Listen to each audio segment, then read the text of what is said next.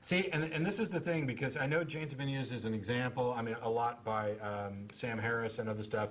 And before Sam started addressing this, I had only heard of it as an offshoot of Hinduism and Buddhism, but I hadn't considered, I don't know enough about it to have ever drawn the conclusion that they are majority atheist or atheistic. Well, actually, I do want to say that could be something that could piss off a Jain, that were offshoots. Jainism and Hinduism developed around the same time, Yeah. and Buddhism developed a little bit later. Right. But that's history. Actually, the entire idea behind Jainism is that there is no creator God, there is no higher being. It's based on lifestyle principles that are applied in a spiritual sense, if that makes any sense. It doesn't, but I'll let you go. Okay, basically, the core concept of Jainism is the idea of nonviolence. I'm not going to use any of the Jain words. Basically, the idea is nonviolence, and through applications of nonviolence, you can free your soul, so to speak. I don't really buy that part of Jainism, but that's just me personally. So you're more of a philosophical Jainist, a quasi-pacifist Jainist. Well, Not a Jainist, a Jain. Jain, God, I did it again. You keep correcting me on I'm that. philosophical more. You keep correcting me on that, because I want to get it right. Because one of these days I'm going to make fun of them, and I want to make sure that I'm using the right name. Because I've already pissed off pantheists this week, but I'll talk about that later. But anyway, continue. I'm sorry. So, Right. so you said you don't buy this idea that through the nonviolence you're going to free the soul. Is that because you don't accept the concept of the soul? Yeah, I'm a scientist, I'm an engineer. I don't really see the proof of a soul, so I don't really buy that a soul exists. So what benefit? The idea, but I don't personally buy it. So and this is partly me expressing my ignorance, but also sincerely trying to understand. For any religion, and we'll stick with Jainism for now, is that if the tenets or the aspects of that religion are to a certain purpose, for example, nonviolence as a way of freeing the soul, and yet you reject the idea of a soul, what exactly is it that you're trying to accomplish that would make you say you're a Jain? Well, it is sort of that idea, and this is one of the reasons. I actually done a reasonable amount of research on different religions, and I think Jainism, in a sense, is partially a religion, but in comparison to a lot of others, I could quite easily call it a philosophy more than a religion, simply because Jainism itself admits that it might be wrong.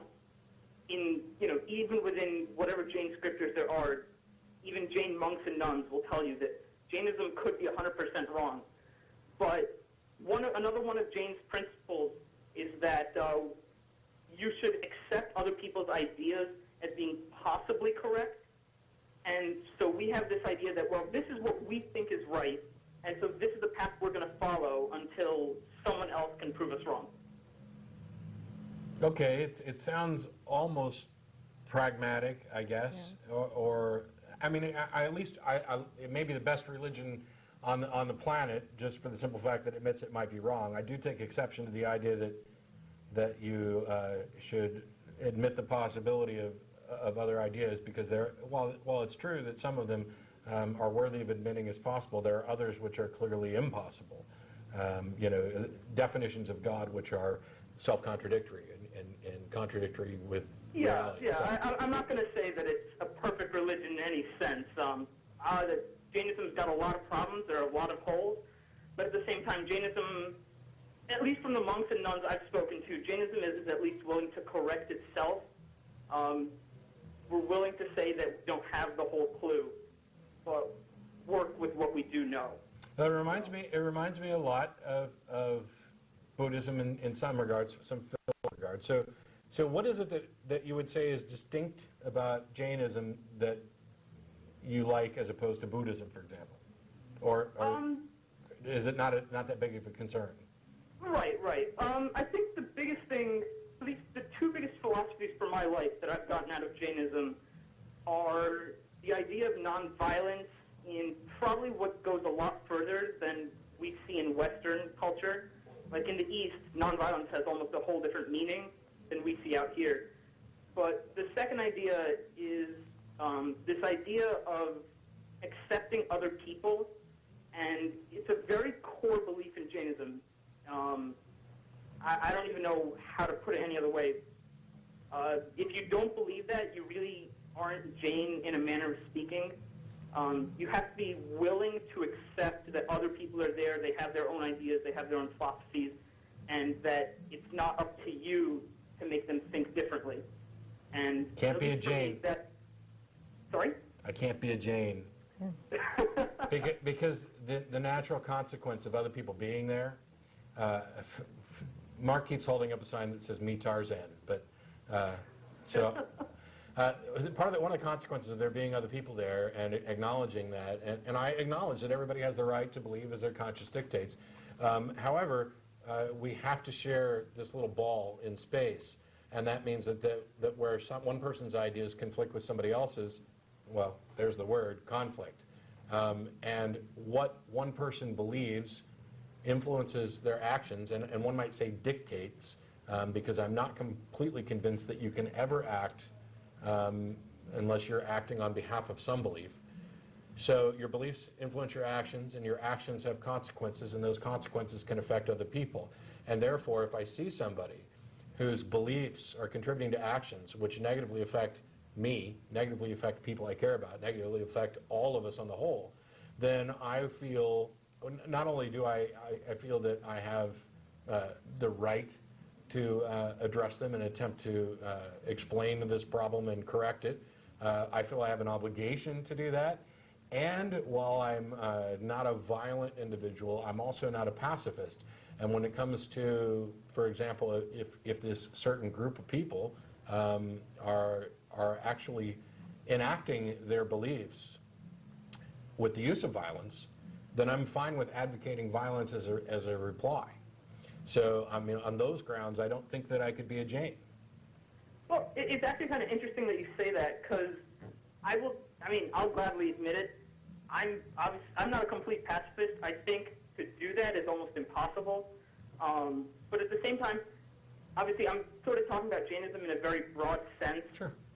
At the same time, there are a lot of cultural edicts in Jainism that sort of talk about how people should be allowed to think as they want, but that doesn't mean they should be allowed to act as they want.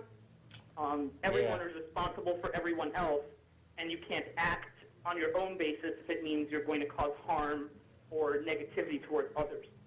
Yeah, and see, that's the problem. I think the only way, not the only way. I was going to say the only way to correct action is to correct the beliefs. That's not true. You can lock people up. You can inhibit action by force. But the best way to correct actions that are harmful is to correct the beliefs that are responsible for them. And you know, I'd like to think that that's in part what we do here, what other people, and I understand that some of this is a matter of perspective. For example, there are many sincere fundamentalist Christians, for example, would say that they're convinced that my beliefs are harmful to them and the country, and therefore they're trying to correct that as well. The difference isn't just a simple matter of opinion. It comes down to being able to demonstrate harm. And in the absence of a demonstration, a causal demonstration of this belief, this action, this harm, then I'm an advocate for freedom. And what I find from the people on the opposite side, and I realize I'm narrowly focusing on somebody who's not you at all. I mean, you and I may have no serious objections at all. What I find on their part is that they want to assume the harm, ignore the own harm that they're doing, and present no evidence or logical argument for the connection between them. Anyway, I didn't mean to take off from that, but. I don't know. Yeah, I was going to say it makes a lot of sense. A lot of the ideas that I picked up from Jainism are very idealistic, and even the stuff you're saying now, it makes sense. There's only a limit that a sane person can have in their life in terms of nonviolence and ignoring other people. And beyond that, you have to do what, in a sense, I think your conscience says is right, Now, obviously, you can argue that to a whole different extent, but you pick a set of principles, you live your life by it, and if it works well for you, as long as you're not interfering with other people's lives, I personally think it's all right.